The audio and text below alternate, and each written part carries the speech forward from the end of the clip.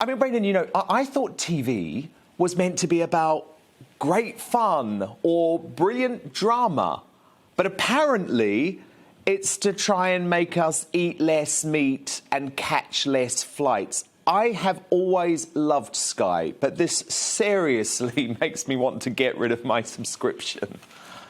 Yeah, this report, I find it really, really shocking. So this is a report that was commissioned by Sky. It was written by the Behavioural Insight team at Downing Street, which is a kind of Orwellian team that uses behavioural science to try and control the population. And this report essentially says that TV must become a powerful tool of persuasion to alter people's attitudes and improve our behaviour, especially in relation to climate change. And it calls for putting climate change messages in all forms of TV, on the news, in dramas, in soap operas, in cookery shows. Everything, according to this report published by Sky, has to have a climate change message. So this is really a demand for television to become a tool of eco-propaganda to try and brainwash the masses to be more eco-friendly. I find it really sinister.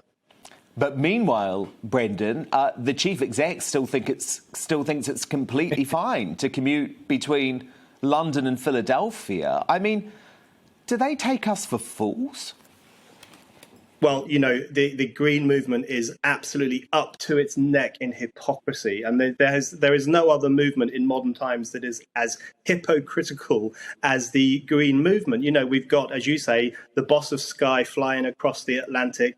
We've got all these wealthy, powerful people at COP26 in Glasgow. 400 private jets went to COP26. There were motorcades of gas-guzzling cars and limousines. They all lived it up while they were there. They are all using more carbon in these 2 weeks than most of us use in about 10 years.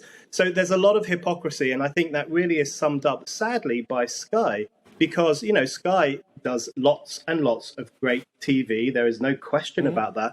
But it is becoming a bit too fond of the eco-propaganda without living up to those standards itself.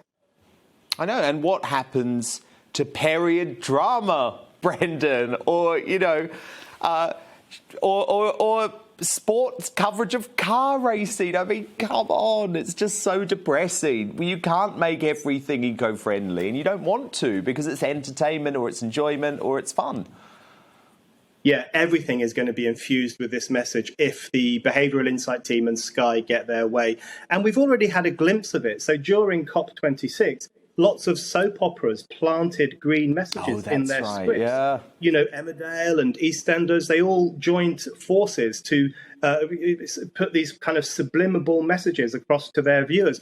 I think we're going to see more and more of that, the use of TV to hector ordinary people to change their behaviour. But as you say, what we want when we watch TV, we want great drama, great entertainment, reliable, neutral news. We want to be made to think about the world in a new way. We don't want to be beaten over the head by these green zealots telling us how to live. And I think lots of people will switch the channel if they turn out like that.